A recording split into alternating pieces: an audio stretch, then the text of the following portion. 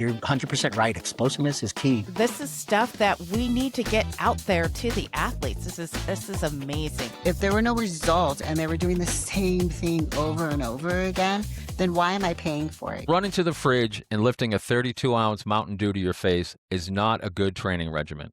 Let's find out why.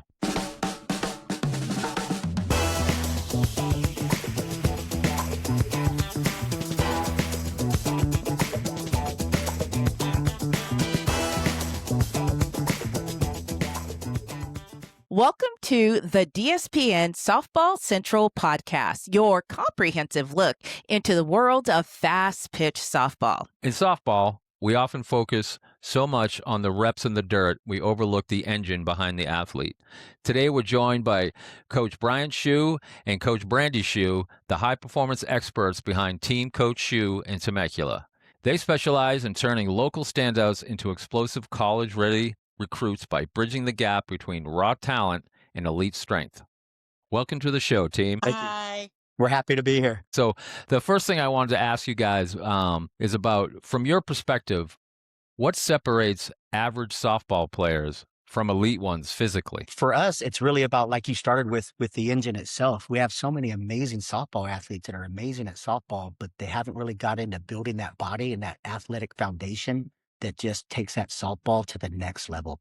When they really start working on speed, vertical, power, core, all the things Team Coach Schu does, you really see a difference. They go from being an average or a good softball player to a great softball player. This episode is sponsored by The Glove Pope. From custom glove builds to expert restoration, pro-level relacing, break-ins, and conditioning.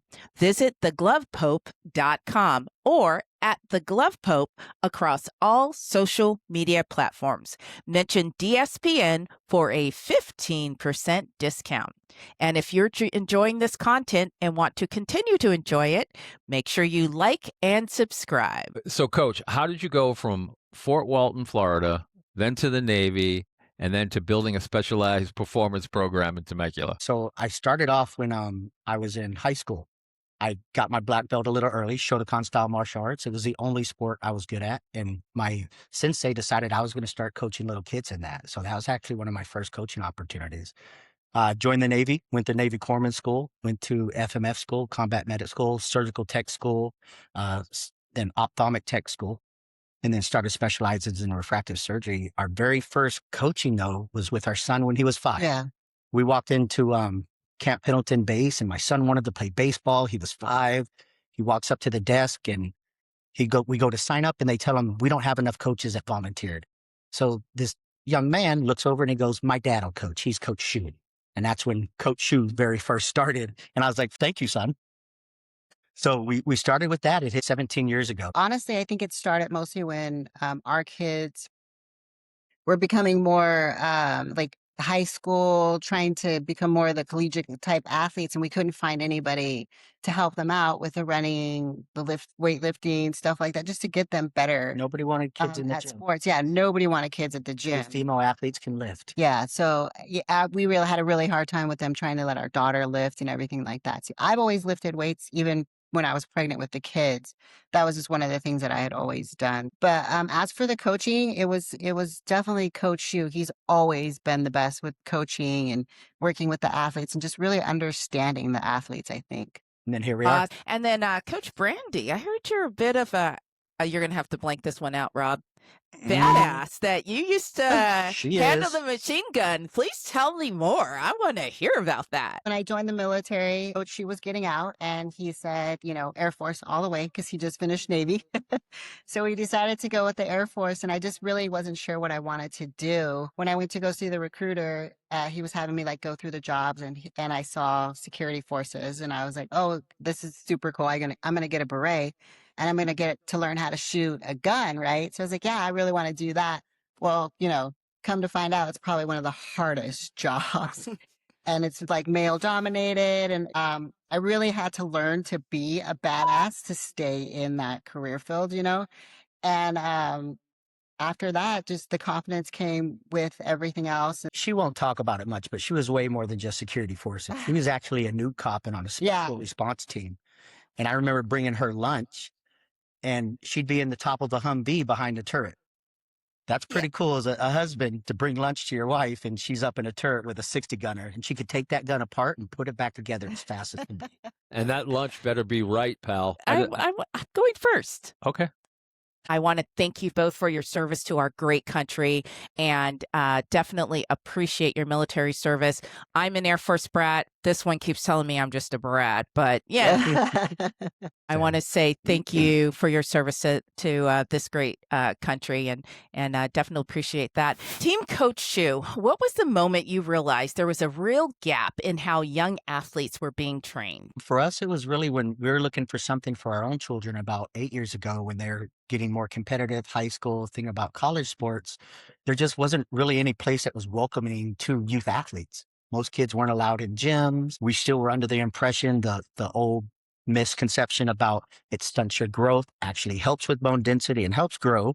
And that female athletes, if they do it, they'll get bulky. So there's no place to take our own daughter. And that was it was hard because she wanted to do the same things her brother was doing. And so that was a big part of us starting our own business also. Yeah, I love the fact that when I was growing up, my mom wouldn't let me lift weights, and because it stunts your growth, it's not good for Yeah. you, Hmm. and that's all been Yep. debunked.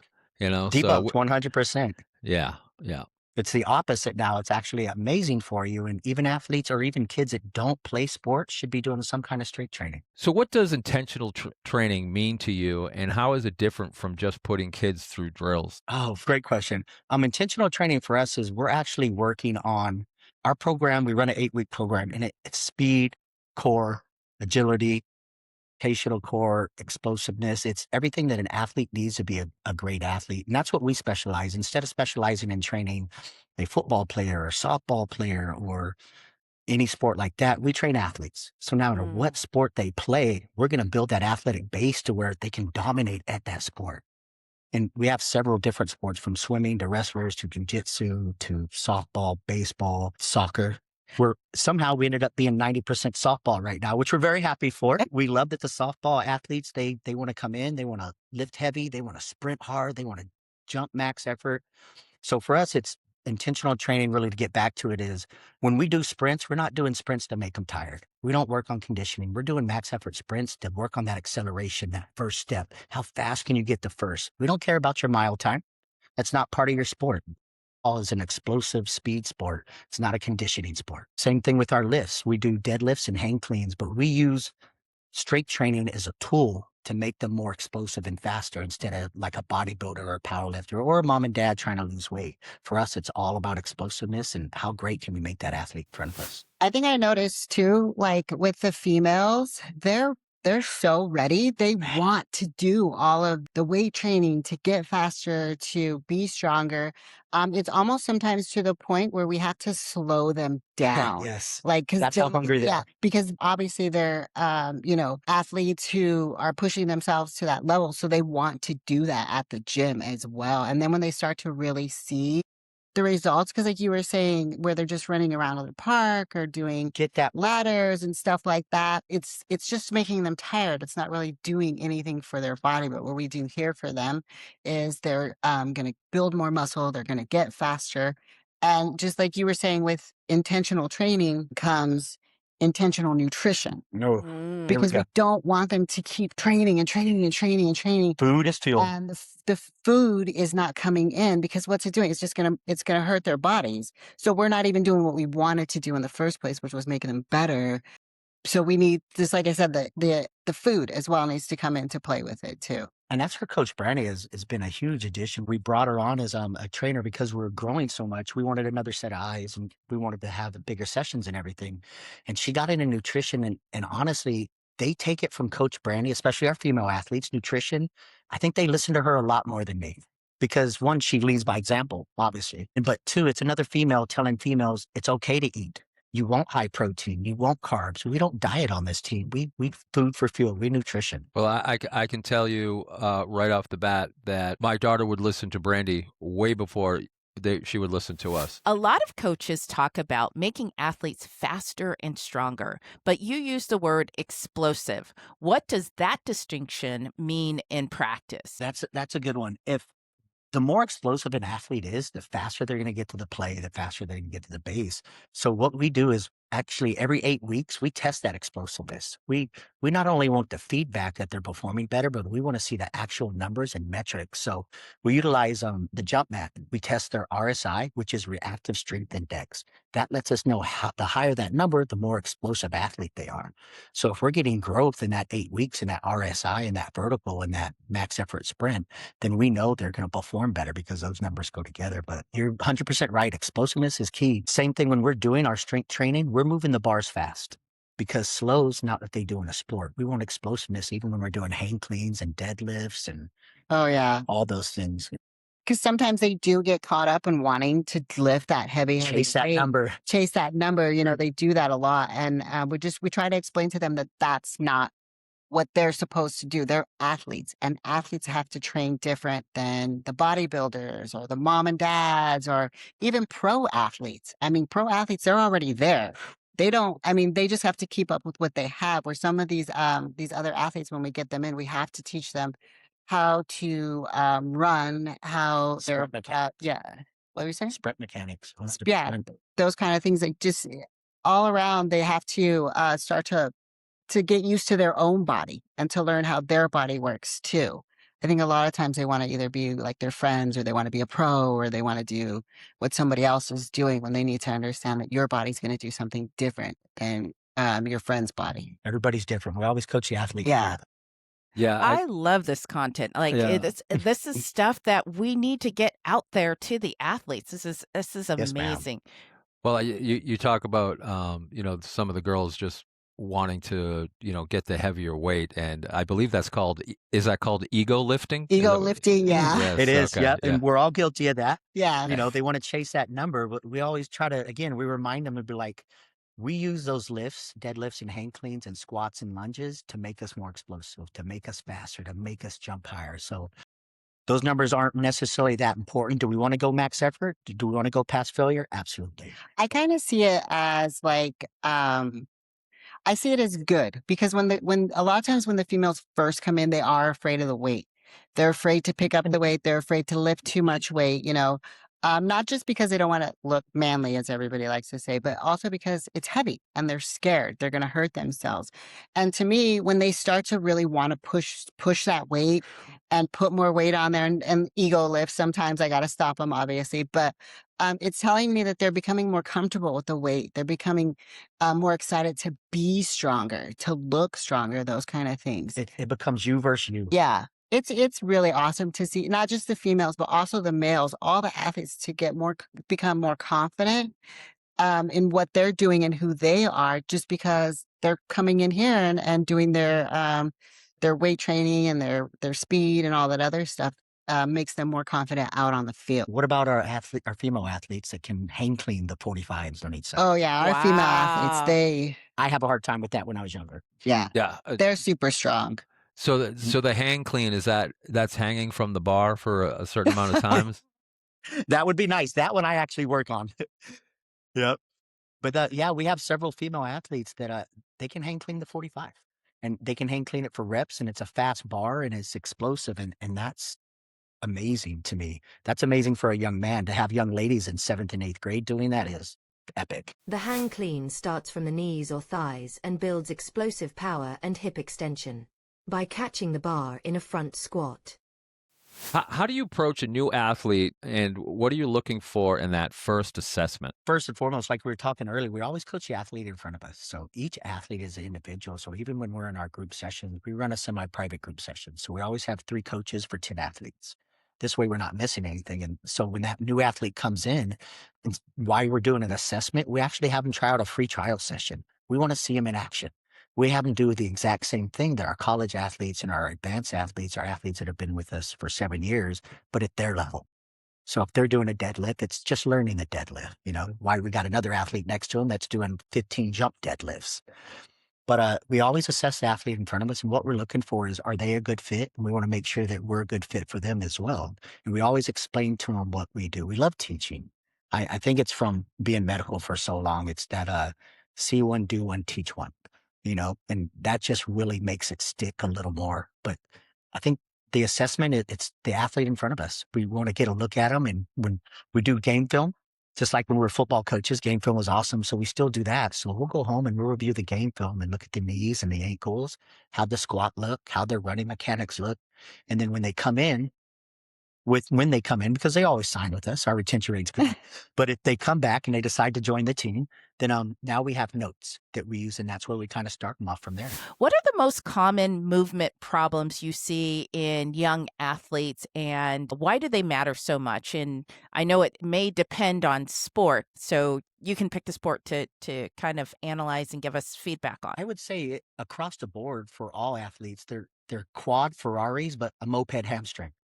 Everybody worries so much about that front that we don't focus on the posterior chain, and your hamstrings and your glutes are a huge part of speed, power, vertical. We have a lot of volleyball athletes too. And with the volleyball and the softball athletes, usually it's knees and ankles.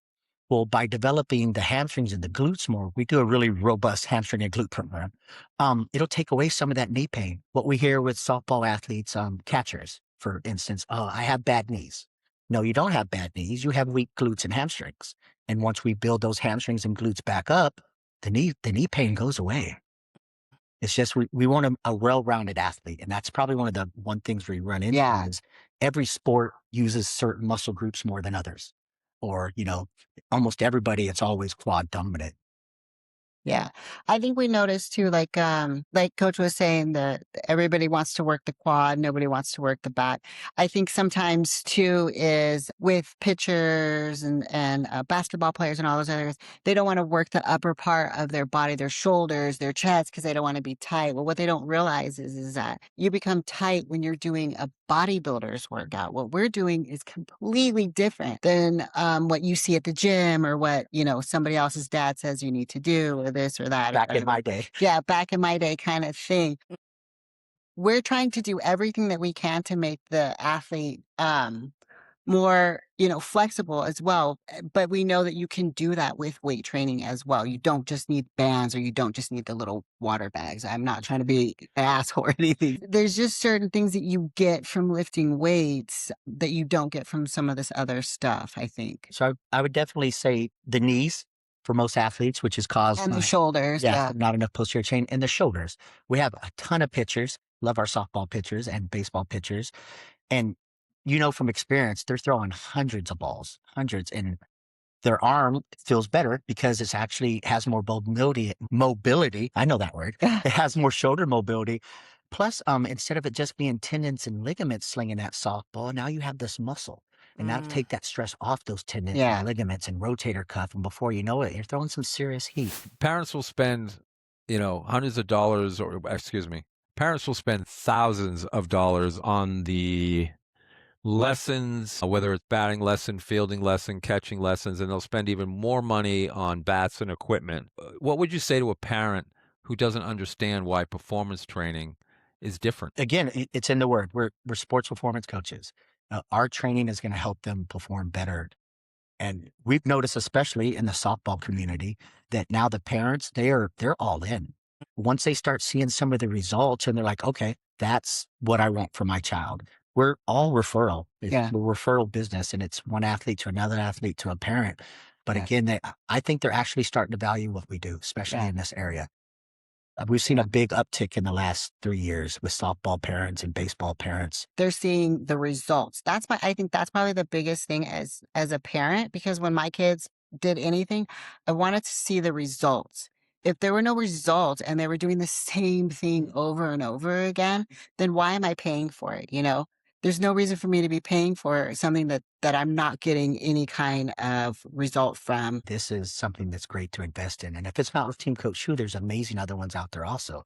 And just as important as that new bat, just as important as the pitching lessons and the fielding lessons. And we become part of their team. Right. Yeah, it's not. Well, Billy's dad used to work out at Muscle Beach in the 80s. I'm going to go hang out with him. And he has a gym in his garage. And I think a big part of adoption as well is now that they're televising more softball games on ESPN. And the great thing about that is the girls are seeing the body makeup of the successful power hitters. And I mean, sometimes there's power hitters that are smaller in stature as well, but because they have that explosiveness and like you're talking about, or that, quick twitch muscle movement, that they are powering these balls out of the field. And so I think now, with being able to see at collegiate athletes, and seeing their body types and seeing the ones that are successful, kind of helps with that as well. Yeah. 100%. I think there's been a big transition in that. We went to the Nary Mutter recently, and I'm like, Marion. they are all athletes. They all do strength training. They all do sprint training, and they're pretty good on nutrition. I think, like what you just said, I thought was really cool because me and Coach Schu were talking about this earlier, that he actually started with 3 female softball Right. athletes. Yep. They were going to like a charter school and he was helping them out. And then they really liked training with him. And then as time had gone on, they just kept training with us over and over again. And they were all small. 2 of them were just They didn't pass the eye test. yeah, they didn't pass the eye test. They were just too small. One of them, she just had like pure talent. People were like, yeah, she's a little bit smaller, but obviously she's going to be great at what she does. And as time went on, they became more and more powerful. The colleges started to look at them, and now they're all 3 of our freshmen are starting on their college team. You use Vertimax explosive power training. For listeners who haven't heard of it, break that down. What does it do that traditional training can't? The Vertimax is an amazing athlete platform. It's for all athletes. Doesn't matter what sport you play. And what it does is it uses bands, and it's resistance bands. You can work vertical, you can work agility, you can work change of direction. We work so many things. We even work on the swing. And what it does is allows us, because we're sports performance coaches, we don't do a lot of sports specific stuff because they have a batting coach, they have a fielding coach. But what we'll do is we'll set them up in the Vertimax and we'll tell them, do an outfielder drill, but you're going to do it with resistance. We just had an athlete in earlier for a one-on-one, and she's playing catcher in high school right now. So we put the band around her with the belt, and we're saying, we want you to shoot each base twice. And so she's working her pop-up from that explosive position with the resistance. This way, when they're out there on the field or the court, it's even easier because they've been working with that resistance training on there. Also, it's really low impact, so it's a good way for us to get some good explosiveness training, but less wear and tear on the knees and the ankles and everything out of these athletes. So you kind of answered this, but I'm going to ask anyway. What age or sports benefit the most from Vertimax, and are there any athletes it's not right for? It's perfect for every athlete. We've even used it for some of our swimmers. So no matter what athlete or what sport you're playing, it's excellent. They could be a pitcher or they could be a catcher. It's not necessarily they jump for their sport, but it's horizontal explosive power, which in turn feeds into that being an athlete. And that's what we want. We want them to be so well-rounded in every area that they can dominate their sport and stay a little healthier. We have a 7-year-old that does one-on-one training. He's our youngest, and he's a little baseball phenom. We use it for him. We just adjust it so it fits in. How do you track progress with your athletes? What does improvement actually look like? I guess the way that we track progress is like Coach Schu was saying, we do every 8 weeks, we do what we tell the kids PR week, but basically testing. It does their force production. It does their Forward jump, vertical average. So we always do the jump mat, which is what tests all of those, and then we always do their sprints on the curved sprinter. We test their acceleration, Yeah. top speed. Yeah. Nice. So all of that stuff is tested with the equipment that we have here. And then also every week we have them do what's called an in-body. And the way the in-body works is it sends like a small electrode through your body, and it tells us what part of your body is water, muscle, and fat. And that basically helps us because a lot of our athletes are eating the way an athlete should be eating. They're eating So- enough for a regular kid. Right. For regular kids, we've noticed a lot of times in order for us to get these athletes to listen and to understand that we know what we're talking about, you have to show them. You have to literally show them. And that's what the in-body does. It shows them what part of them is fat, what part of them is muscle. And then every week when they come in, they're accountable for the food that they ate. And it They're- graphs it. So Yeah, it no grasps. So it'll tell them, hey, you had a terrible week. You didn't gain any muscle. you may not have gained any body fat, but you came in here and you kind of you were spinning your wheels because you didn't eat like you were supposed to. It even monitors their water, and we're Yeah, big it on that. does. Well, yeah, definitely big on water with these guys. So I think that holds them accountable. We're big on that, and we've been able to shift it from, instead of them worrying about that overall number, now with the in body, it shows how much muscle mass they gained. It shows their body fat. It shows their water. So now they're looking at the makeup of that overall number instead of, oh, it's 110 on the scale. Yeah, but that 110 is 68 pounds of muscle, Right. 70 pounds of muscle. And when they see that muscle start going up and they see that body fat start coming down, they don't care about that overall number anymore. When you're training younger athletes, is that a different approach than when you train an adult, or is it pretty much the same? Absolutely a different approach, night and day. And that's what's nice about being a specialist. We just specialize in youth athletes. I mean, we do have three super moms that do our sports performance What she training at calls 6 a.m. So they are super moms. They're jumping, they're sprinting, they're deadlifting. Back to just specializing in youth athletes, it's different. And again, each athlete in front of us is different. That's what we really learned over the years too. There's no copy paste with these kids. It just isn't. Some respond well to tough coaching. Some need a little more high fives, maybe a hug every once in a while. And sometimes when a youth athlete comes in, they've had a hard day. You can tell their head is down.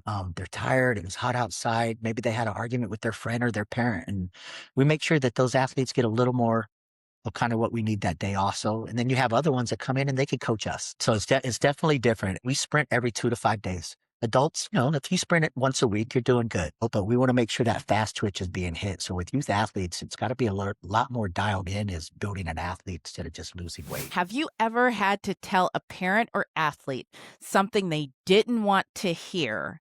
And how did you handle those conversations? Honestly, from coaching and helping him out, a lot of times I was team parent or AD or anything like that. So dealing with that was a little bit harder than dealing with this. Whereas when they bring them here, I think that the parents are more open-minded to hear what we think that their child needs because we're the experts. They're just more willing to listen here. And even when you do tell them maybe something they don't want to hear, like your kid needs to eat some more, because you're bringing them in, you're getting them to do the pitching, and they're doing all the practices, and you got everything going on, but you don't understand why they're not getting stronger. You don't understand why they're Because of the still food in slow.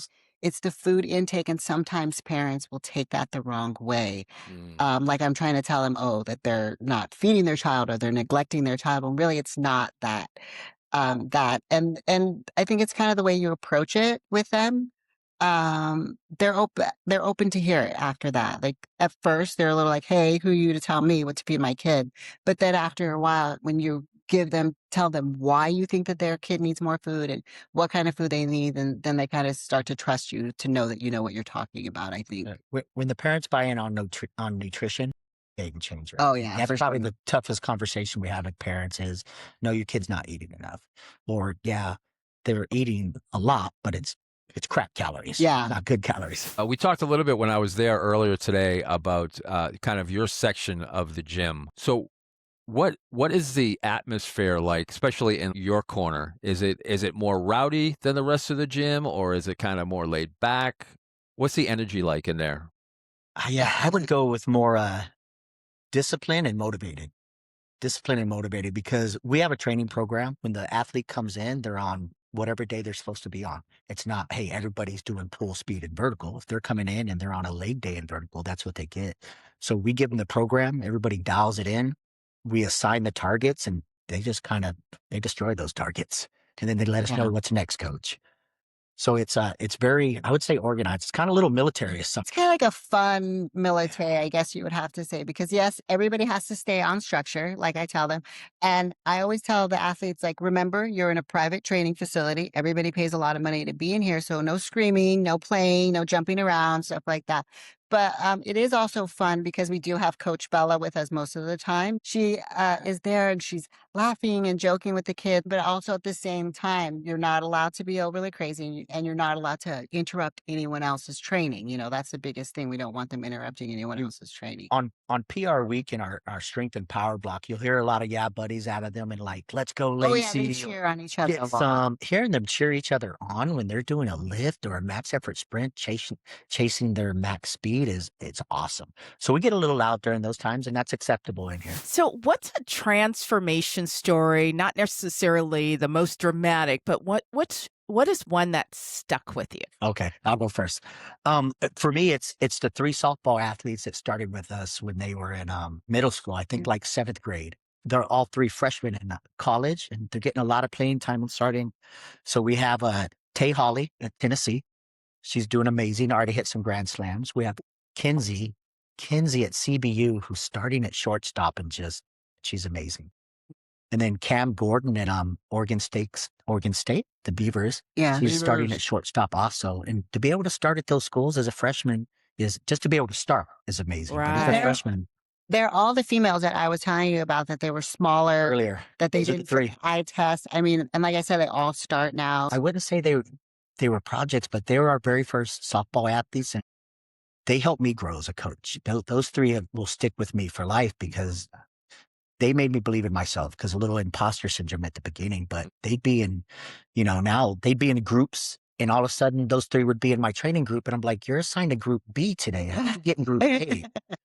So they would take their stuff out of groups and come train with us. And they bought all in. Those three, Tay, Kinsey, and Cam, are special. I think I would have to say, I was thinking about one of our softball girls, but I really, we had a volleyball female who was probably our very first female. Her name was Aubrey. And from what I understand, she didn't even start on her volleyball team. And she came to Coach Schu and she started working with him and getting stronger. And her brothers worked with us and everything. When she was working with Coach Schu, she was starting, she was getting better. She was being looked at by colleges. But she just still wasn't looking as athletic as they wanted her to for obviously the eye test, like they always say, because the volleyball players the same thing. They wanted to be tall and thin and be able to move. And she just kept telling me, I don't know what to do. I don't know what to do. And I kept telling her, what's going on with your nutrition? Back to that. And back to the nutrition. And she was like, well, I'm not doing very well. And I said, give me 2 weeks. 2 weeks. I promise you, after 2 weeks, you're going to feel different. You're going to look different. You're not even going to want any of that junk that you had.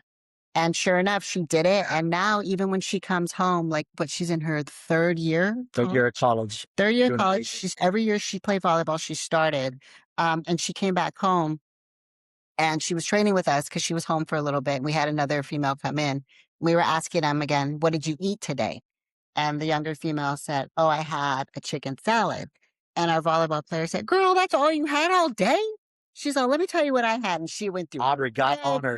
her water. She's like, how do you expect to And perform that's our without any of culture. that stuff? And it was like watching me in her, you know what I mean? And that's our culture to try to encourage each other to do better, Yeah. So I think she's probably my biggest, memory and transformation, because she's not only transferred to being great at her sport, but she also transferred to being a great person to encourage the other athletes to do better too. I want them to see the difference between, and you might have to cut this out, training and actual something that's going to work and show the results. That's my biggest thing. Even if they don't come back to us or they decide to do something on their own, that they know what's actually going to work for their body. That's my biggest thing, because they're going to get older and they're going to move on. And I want them to be able to hold on to some of that stuff that we gave them. To have that knowledge base. Yeah. When they become adults and they go on and, they're adulting in life after sports and everything else like that they understand that sports performance training turns into performance training as an adult. This way you can perform better as an adult. Live healthy, feel great. I'm still waiting to go adulting. I'm still not an adult. I'm still working on it. It's a work in progress right now. Right. If a parent or young athlete is listening right now and wondering if this is right for them, what would you tell them to do? Come see us. Come check out our free trial session. We're Team Coach Schu. We specialize in youth athletes, sports performance coaches, and we're different. But we want you to see that difference in person. We'll be right back with the 7th inning walk-off.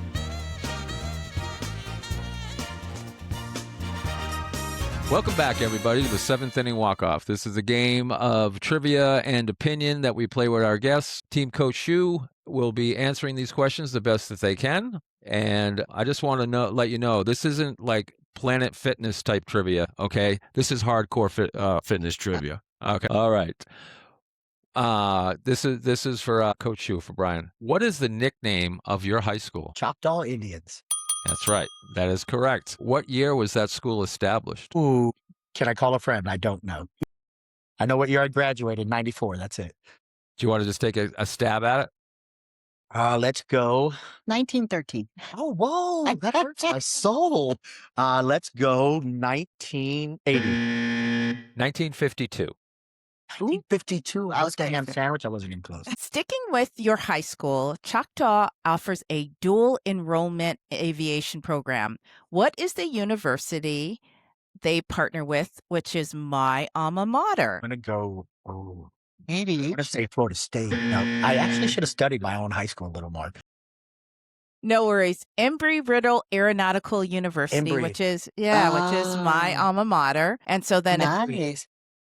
And then do you by chance know what Embry-Riddle's mascot is? Gosh. Aviation. Is it an airplane? The Embry-Riddle mascot is Eagles, the Eagles. Oh, my yeah. gosh. Okay. This is just an opinion question, so there's no points available here. So deep breath, kind of like that 90 seconds in between sets. Okay. What is the most underrated training habit? I have mine. Can we both have an answer or just Yes, one? Go ahead. absolutely. I would say that the break in between sets. Everybody's all about if you're not dying, you're not trying, or you're actually not growing if you're not taking your rest in between. And 90 seconds to 2 minutes, that's so underrated right now. Because of course we feel like we're being lazy for that 90 minutes to 2 minutes, or that 90 seconds to 2 full minutes, but you're not being lazy. You're just letting that central nervous system reload and let that muscle fatigue go away. Hey, if we're taking 90 minutes, I'm in. I could lift I all know, day. right? I was like 90 minutes. I'm like, not quite for us. Are you good with that answer, Brandy? I would probably say just the temperature at when you actually train. You know, people think that they're supposed to be in a hot, sweaty environment. I mean, we're not, like Coach Shea always says, we're not Navy SEALs. We're not training. We're not training to, go and take over another country. So just training in a good environment where you're not feeling like you're overly sweating or you're freezing to death. I think that's probably the biggest thing that people don't understand. Training environment. Yeah, training environment. This one is for points, and there's a possibility of 2 RBIs. What is the name of the test that involves a high-intensity sprint with multiple 180-degree turns to measure sharpness in direction change? 5x10? I have never heard of this before. I don't know. Oh. I've seen it. I think I've seen it. I know which one you're talking really about. I don't know the name of it, though. It's 93639. Researching that one, though. No, yeah. If it's going to help our athletes, we'll coach it. I love it. And how much distance is covered in the 505 agility test? Wow, the 505. I feel like we were underprepared for these questions. Yeah, I don't know. Yeah, In the agility do those. test, huh? Yeah, 5 meters for that one. 5 meters. We probably Yeah. should have guessed that. No, we should have guessed. So 5 meters. sorry, guys. Yeah. I had to dig deep for some of these. Learning new things. Here's my favorite question of the whole trivia game. You ready? True or false? You guys got married on my birthday. It's a lot of years ago, 27. I'm gonna go with true. I'm going to go with true also. That's an excellent answer. Yes, March 19th. And you guys married March 19th, 1999. Nice job. All right. This is another opinion one. Most important meal of the day. If we had to nail it down, it'd be breakfast. Again, back to, we've said it several times. Yeah, fuel. started. And so you want to get some fuel in you before you go to school. This way your brain's working a little better. Get those carbs in, get that protein in. You'll be a little better on those tests. You'll be more awake and more kind of aware of the stuff you need to learn. Right. Gas in the car. All right. Inning number 7. Here we go. Who founded Vertimax. Oh, God, I feel like I'm stalking Vertimax as much as we use it, and I have absolutely no idea. I have no idea. Was his last name Vertimax? It was not. Oh, It was Michael Wehrell. Wehrell. okay. Michael W. We Um, did so not know that, but we love the platform, Vertimax. and then the next question is, where did he go to college? And Oh, you actually already mentioned this Yes, you school. did. I would say Florida State then. The other Florida. The Gators. Yes, there you go. Okay. Yeah, I'm obviously a Florida State fan, so it's hard for me to even Us say the too. word Gators. Us Yeah, too. yeah. They have a great Yeah. softball program. Yes, they do. Their strength program, we follow it. Amazing. Really? You can Oh, follow they it? are they Huh. yep. They are picking up and putting down. Nice. Yes, ma'am.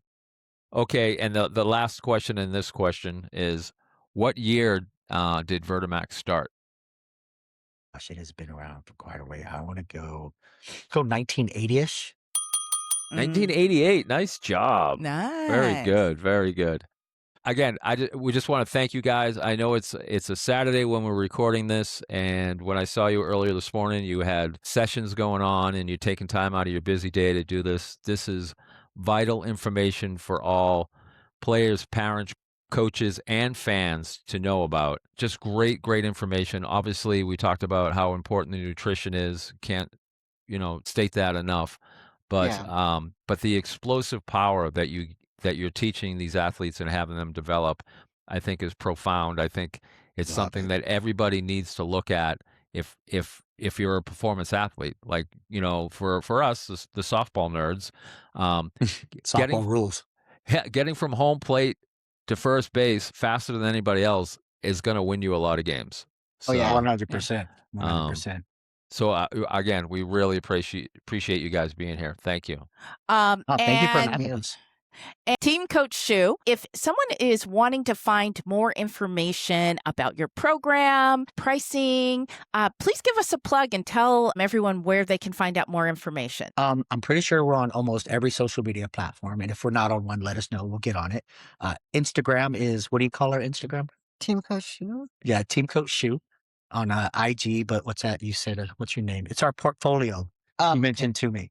That's the best place to look. We do all our game film on there, and on there's our contact info. You can contact us by cell phone or send us a DM. The link to everything will also be in the show notes. Thanks again, you guys. Thank you guys so much. Thank you. Thank you. Remember, everybody, you can find us online at www.dspn.online. You can also find us on Facebook, YouTube, and on Instagram at DSPN Plus. Please like, subscribe, and follow. You can find this episode and all of our episodes wherever you find your podcasts. If you're a fan of the show, please go to patreon.com/Softball Central to help support the show. All the information is there. Thanks again to the Glove Pope for the support and sponsorship of this podcast. Visit theglovepope.com or find them on all social media platforms by searching at The Glove Pope. Don't forget to mention DSPN for your 15% discount. I'm Rob D. I'm Samara. Thanks for tuning in to this episode of the DSPN Softball Central podcast. Until next time, put that ball in play. You never know what's going to happen. Ciao.